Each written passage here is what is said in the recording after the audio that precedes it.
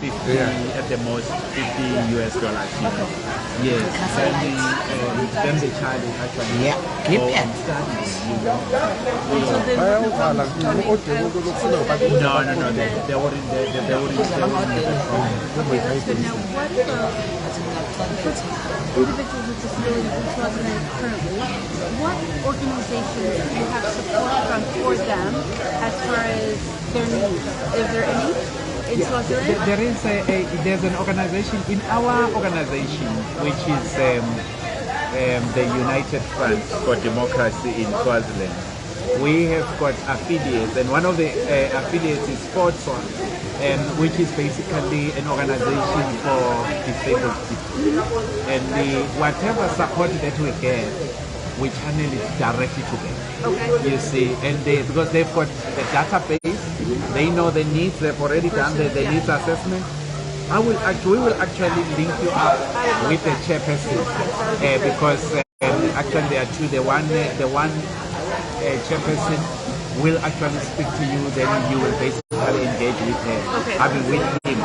It's COMRADE I.B DLAMINI. Okay. Then we have got another one which is for the people of color, people living with albinism, and we have got COMRADE who is living with color herself, but she has got a law degree. We were together at university way back in 1983, and she is based in Swaziland. Very, very wonderful people who are so much committed to social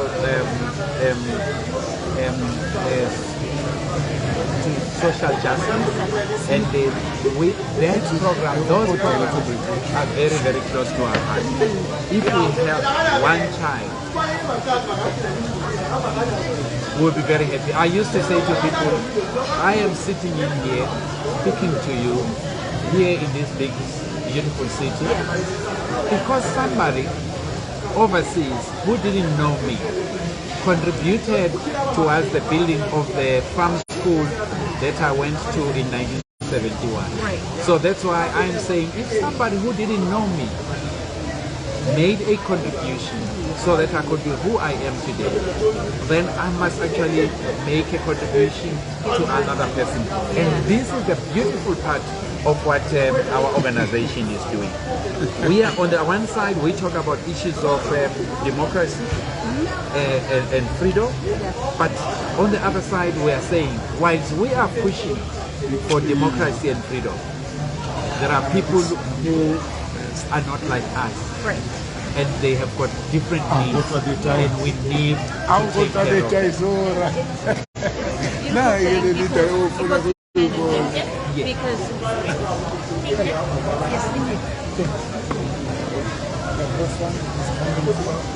So we've already started with what we are doing in your portfolio. Yes. I don't know whether you want beef ribs or you want pork. I've already made the order, so you will. Can I not change my order? No, you can't.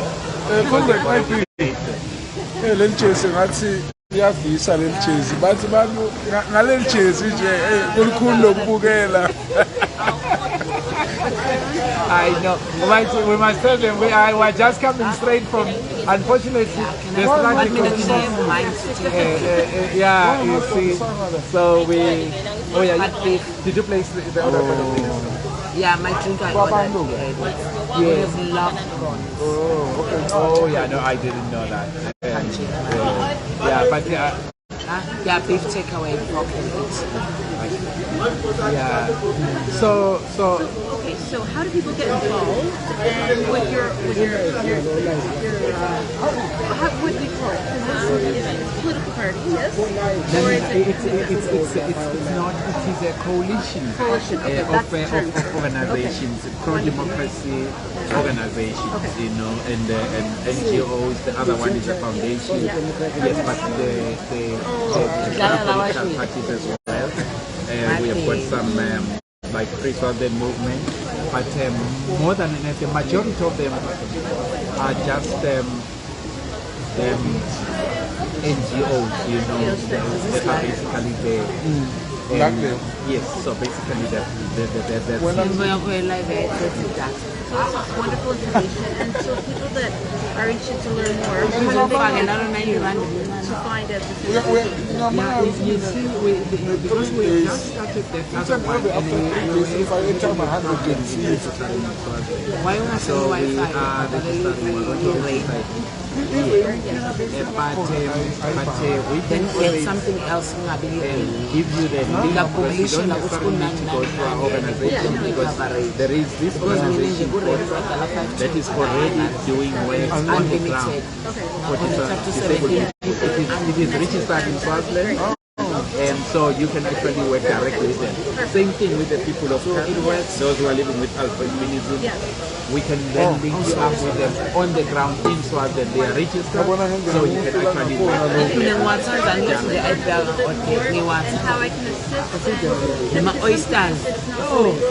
Monetary. So that the skill set or experience what we're doing in Canada can share that. Absolutely. And in some instances which we have actually realized that, you know, it's just about opening up opportunities. So if we go to that organization, you know, synergies and networking is very, very critical. Now, I'm going to ask a very honest question. I don't know if it's a request. So, will that be a problem in Switzerland? No. Okay, and I asked because for us, obviously, Bahia is not an issue, but a lot of staring, a lot of questioning about interracial marriage. But in Swaziland it's not a problem. Here by law it is, I mean, you know that before 1990 it was not allowed, but now it is allowed. But people will still have their own prejudice. Exactly. I mean, people have got those prejudices on a lot of things. Like I'm saying, even if people who are disabled, they still suffer. So a lot of people, poor people, they still suffer prejudice. So we are living in a... So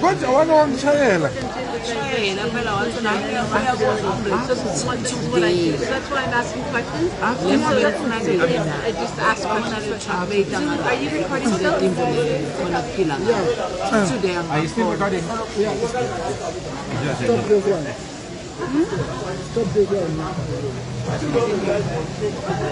No, they will.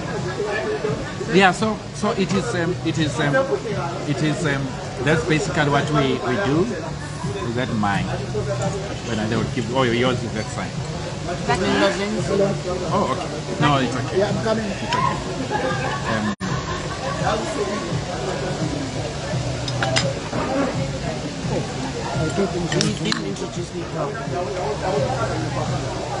We're still going to have your own interview straight. It is. The fish is okay. You must tell us, COMRADE, if it's still running. When it's done. Yeah, it is. It is still running. Your napkin is here. Okay. Go ahead. The ginger ale. Oh, you want the ginger ale? Okay. Nguni, COMRADE Nandipa, you have been saying you won't leave and go back overseas without seeing COMRADE Nandipa. This is COMRADE Nandipa, and as I've said, she's head of the UED Department of Humanitarian Support. So nice to meet you. Yeah. Nguni, please do the introductions once again. Introduce me. No, I'll introduce you in my language. Okay, go for it. Yeah. Unkosikazi wami lo. Sisuka naye eCanada lokho silapha siyahamba on Monday. Sesihleli 21 days. But she was with officials of government. We are trying to work out something because we want to move to South Africa. Yeah.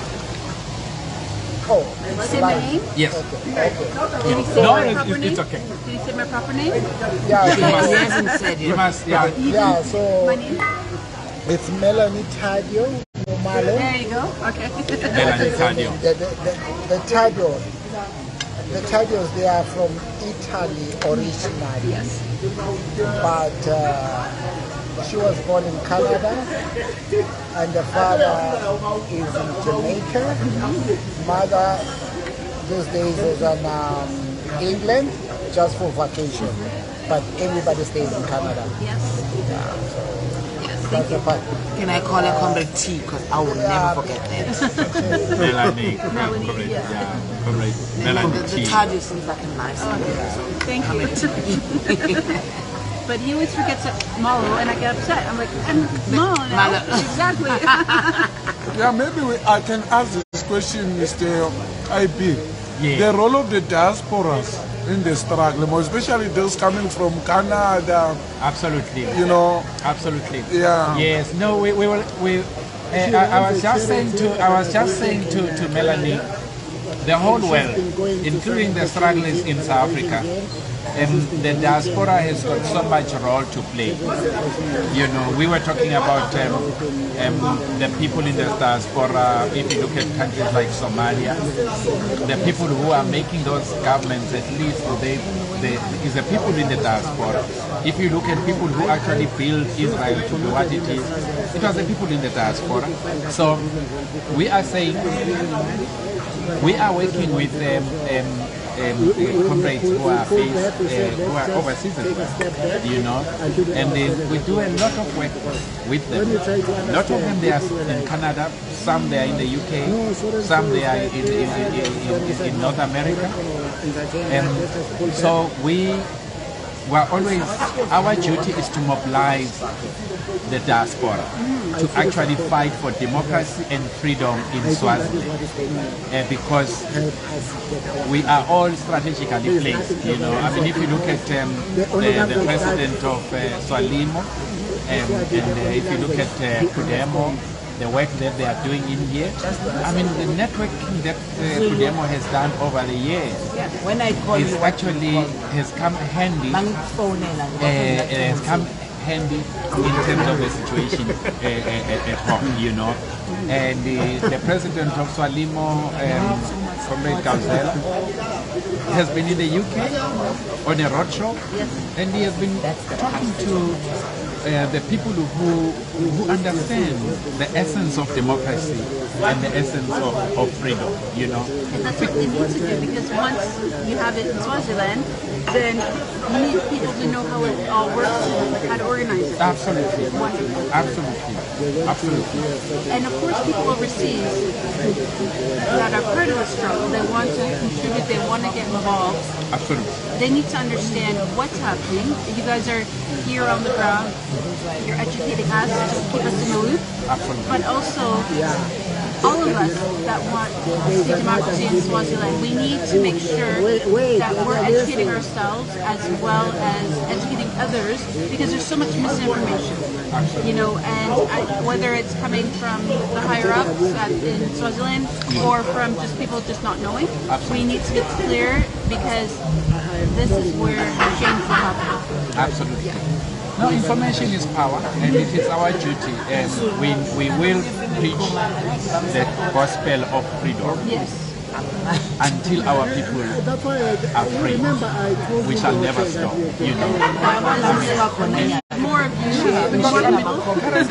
Currently, when the people are running away, at least they know that, okay, they can call Comrade I.B, you know, and then the Comrade I.B can actually speak to other comrades who are here in the diaspora, and we can then put them in beautiful places, I mean in safe places, you know, and we have got, for instance, we've got the children of those who are running away. Because you can't just run away, you come in here, then wait. The children must not suffer. The children must still go to school, and we need people who can. It is our duty to make sure that we help these people so that their children can go to school. We must talk to the governments to give political asylum and allow them to have the families to have access to services like health, like education, just like normal people. Do you find that governments like for South Africa are open to granting asylum because they know what's happening in Swaziland? Yeah, unfortunately, let me just speak very direct. You know, the South African government and the ANC in particular, it has done a lot to support the struggle in Swaziland. You know, we don't want to, we can't play that one down, you know. And they will actually do it within their limitations, and obviously they will have to do it within the SADC protocols, you know, and African Union protocols. They should not be seen to be interfering in the sovereign state affairs. But personally, with the people that I'm meeting here, they really understand. But now, you find that there is a problem, Melanie, with how they rank countries. They will rank a country and say, Swaziland, all these years, Swaziland has been like known as a stable and peaceful country. And then if somebody is coming from the DRC, the Democratic Republic of Congo, or Somalia, where there is war, chances are they will say, yeah, we will give you an asylum. If you are coming from Swaziland, then they say, no, in Swaziland it is fine. But I think things are changing now because they've realized that things are not, they are not peaceful. People, I used to give an example of a father who is, I will use this, unfortunately I will use this example, but if a father is raping his wife or his children, and if the children don't report him because they are afraid of him, or they are afraid that maybe if he goes to jail, who's going to take care of them? It does not mean that it didn't happen, and it doesn't mean that they like what is happening. Exactly. In Swaziland, it is exactly the same thing. They were saying it was peaceful, but we had a king who has been suppressing and oppressing the people for many, many years. And now, as the people have said, enough is enough. We will do everything, including issues of diplomacy. And we appreciate people like yourself, Melanie, because you will be our ambassador. You will tell the world about what is happening in India. If there is a school or there's a university there, it says they want to help take one child, whatever, all this can appreciate it. But somebody may say, I can pay for tertiary and TUI and accommodation in a South African university.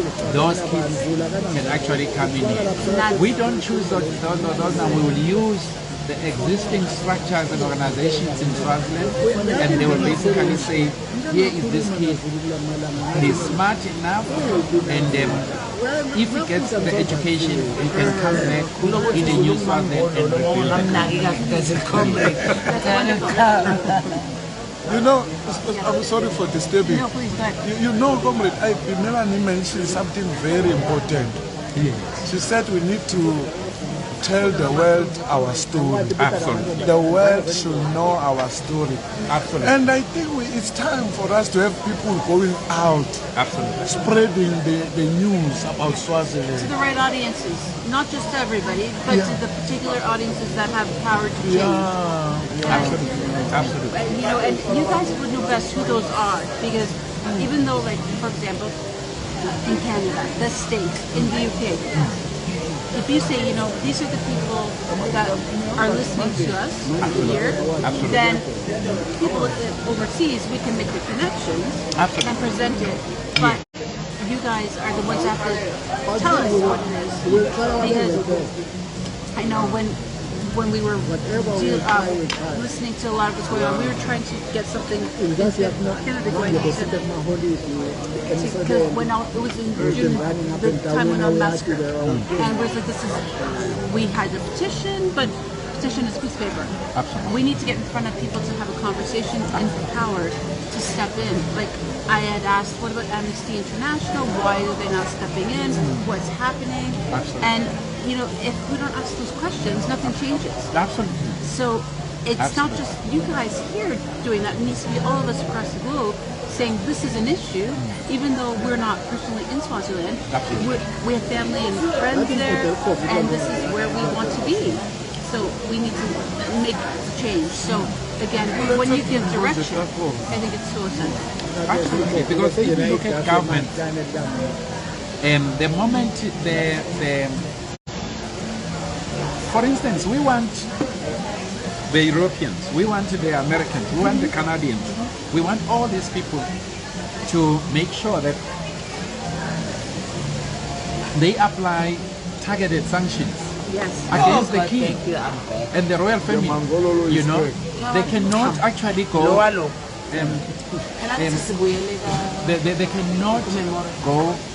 They cannot actually go ahead. I mean, continue as if things are normal. Yeah, exactly. We need to send people to the European Parliament, to the American, to the Canadian, to the Australian Parliament.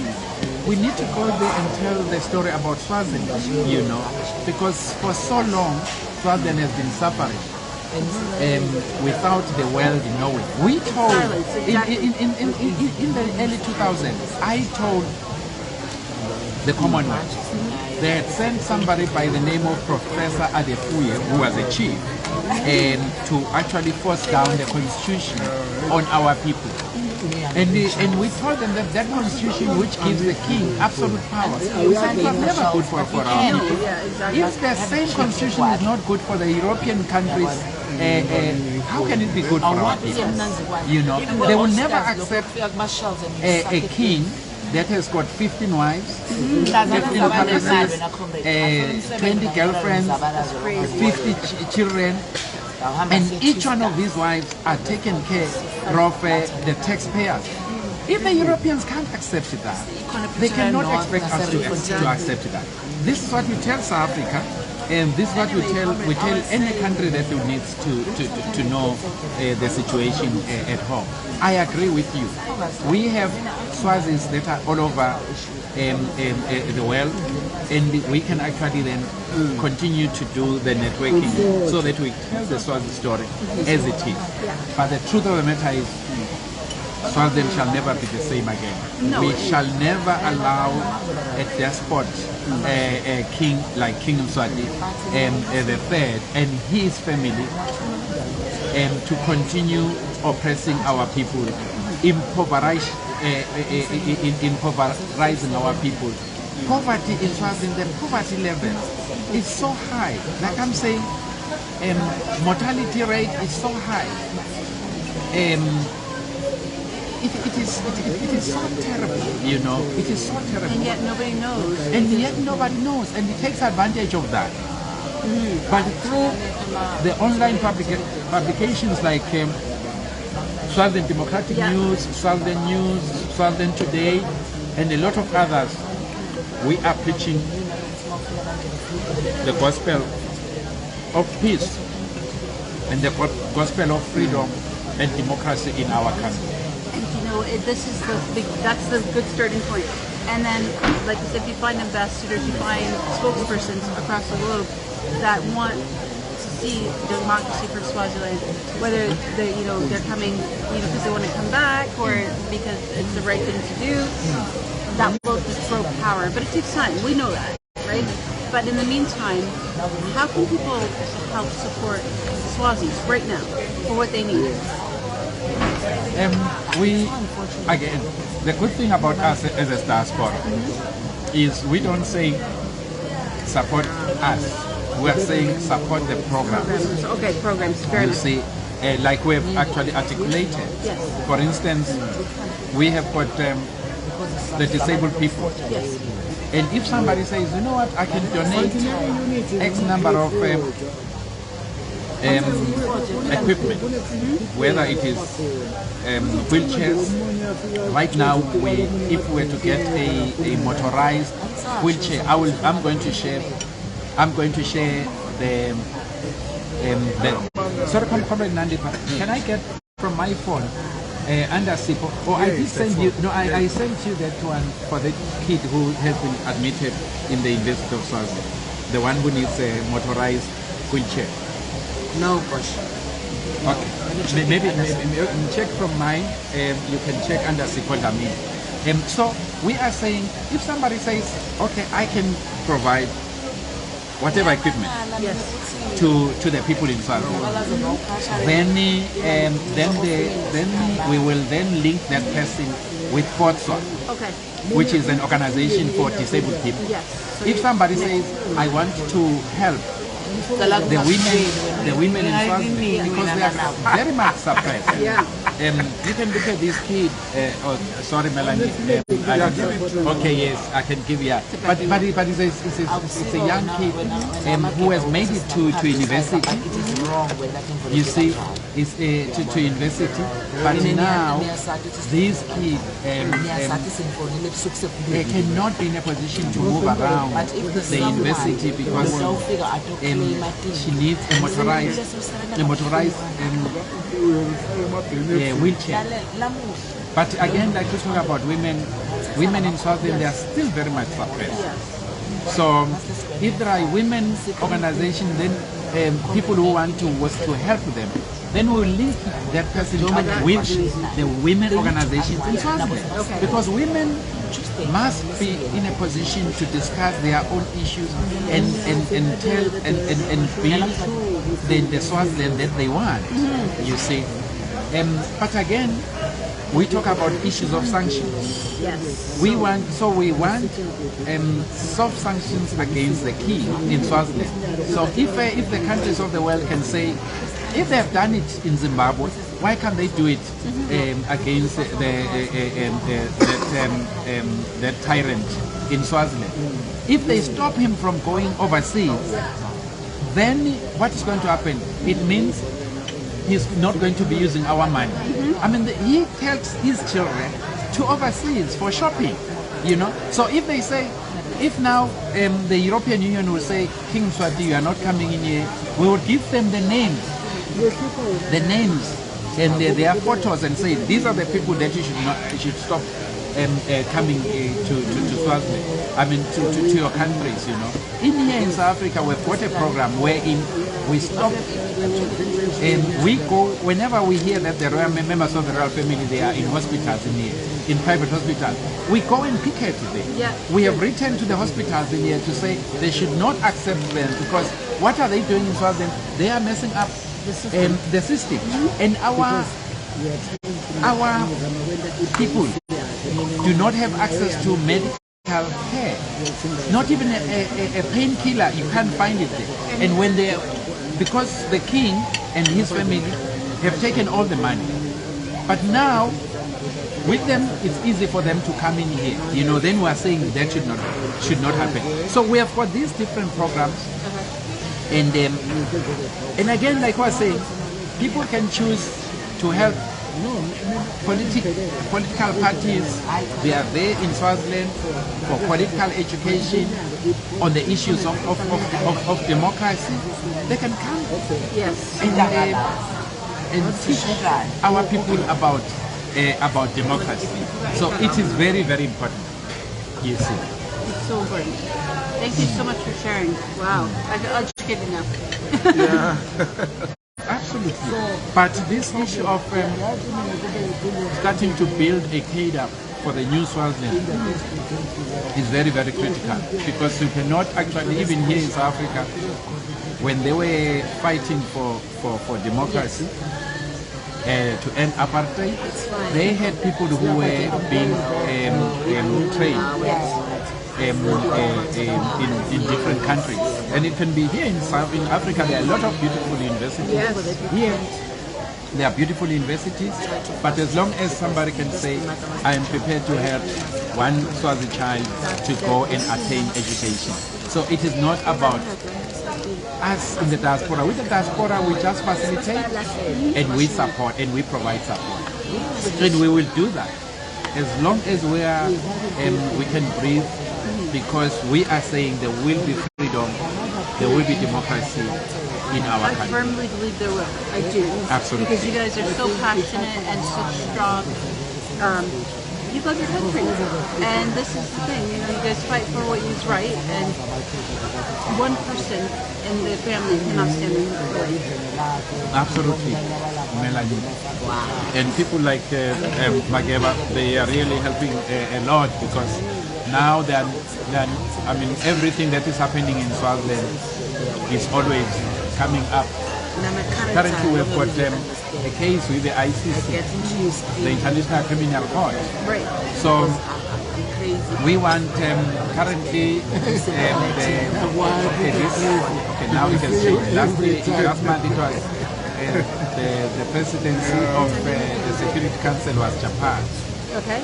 So now I think it has moved to some small country. Okay. But we want people like yourself to actually say, if now the presidency is Canada, then you can say to Canada, we are aware that there is a case before the ICC about King Mswati for killing unarmed civilians. Yes. What are you doing about it? Absolutely. You see, and we will give you just the details, at least about all the programs that we are doing, wherein we are waiting for the international community to come. But we don't sit and do nothing. No, I'm see, and every day, yesterday we were in the Southern Consulate in Johannesburg. We were picketing there.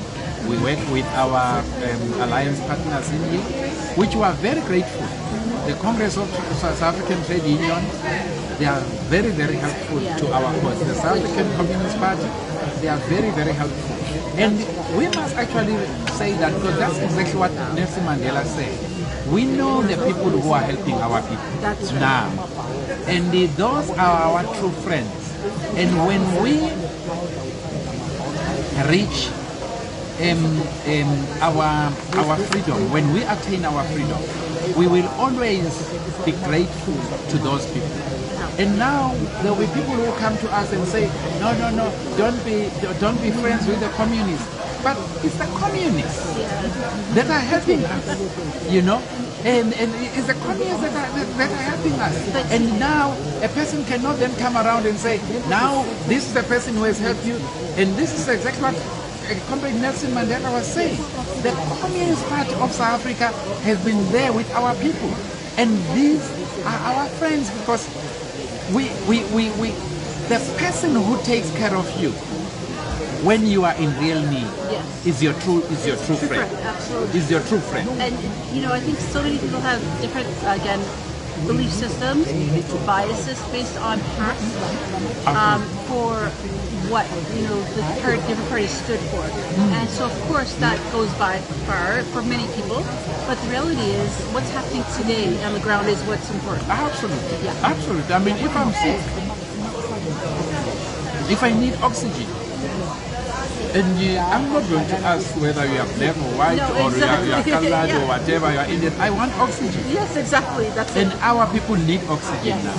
And we know the people who are giving oxygen to our people is the South African Communist Party, is the Congress of South African Trade Unions, is the EFF, is the ANC, and is the church here in South Africa, is the government in here. We are very grateful to what Namibia is doing, because Namibia understand what we are going through, because they had to fight their wars, first against the German, then against the South African the white South African apartheid regime.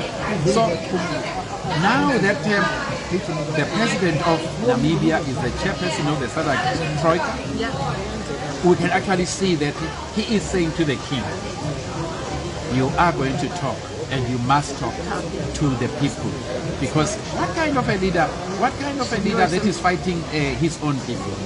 It doesn't make sense, especially because at the end of the day, what is it going to solve? Actually, it's going to solve nothing. Obviously, there's bloodshed already. Too many people have died at his hand, whether it was actually literally or by power. But the thing is, what we have to look at is, at the end of the day, how is he, well, financially, but in the long run, how is he going to come out on top? He can't. It's just not in the cards. No one in the whole world has ever fought his people. No. Or no one government has fought the people and won. It never happened. No, it doesn't. There's no way. Unfortunately, we've got a very, very dull king. Very, very dull. Oh boy. right? You know, very dull. I mean, you will see. I mean, at this time in age, what kind of a person has got 15 wives? Give me the push. And, Give me the push. But those people, they don't even work. I mean, those wives, they don't work, they don't do anything, they don't earn. You see. Sure. So the question to Becky. Yeah, come this way. Becky, come over here. Okay. Where's the... So those are the kind of things that people were grappling with. But we believe that Swazis must unite. Thank you. We must make sure that Swazis unite because Your candies? Oh, thank you. Yeah. He knows I have to have one after. Swazis must unite, and we must never leave anybody behind. This is it. No one left behind. I love Yes, that, and when we say we truly believe, particularly in our organization and the others, we believe that we cannot leave anybody behind. That's why the people who are disabled and the people of color, the women, the children. Sorry, can I have this latte? I ordered it long time ago. Oh, okay. When I came, it was here. But they gave it to the wrong person. It's nice and cold for you. Yeah. So we really appreciate this time when we actually have the diaspora, the Swazi diaspora in South Africa, when we can have this kind of discussion. Yeah, well, but when you go back to Canada, we will arrange another one with them. On Zoom, you will zoom On in. Zoom, absolutely. Then we can actually discuss. But as soon as we are done in here, I'm going to give you the contact details of Comrade Sipho, who is the chairperson of the organization that looks after the interests of the disabled people, so that we can look at the issues, particularly with this young kid. If we were to, who are doing our level best, How much does it cost for a motorized wheelchair? yeah, they say, I think the entry level would be 20,000 rands, which would be around, let's say 1,250, which would be 1,000, no, maybe 1,500 US dollars. I'm in Canadian. So it's about 2,000, I think. Yeah, about 2,000 the Canadian dollars. Absolutely. But it can make a difference. And absolutely. Do you know how much? Okay, I just want to show you a person in Canada. An electric wheelchair. Yeah.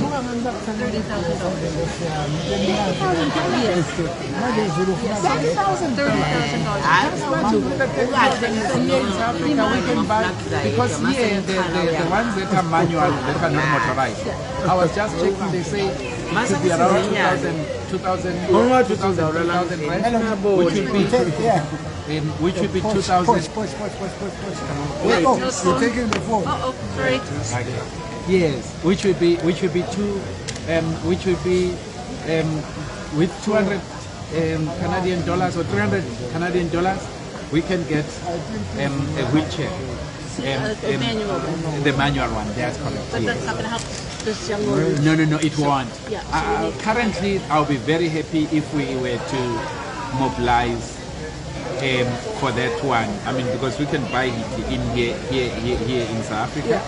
Then we can send it and present it to this young child, and we can give you we've got the photos in here. And like I was saying,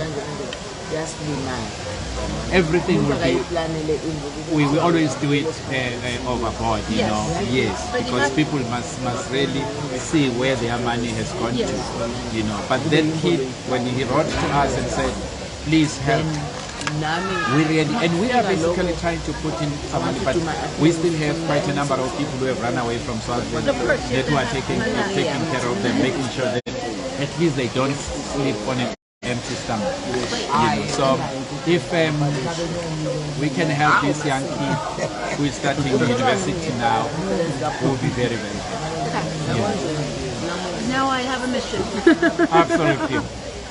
Absolutely.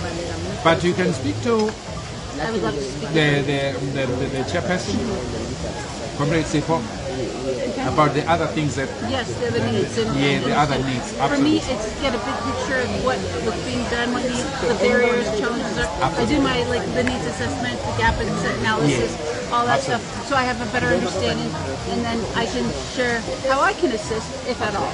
You know, because the thing is, I don't want to say yes, I can help if it's not what they need, It's right? So because that's silly. It's a waste of their time, waste of my time. Thank you.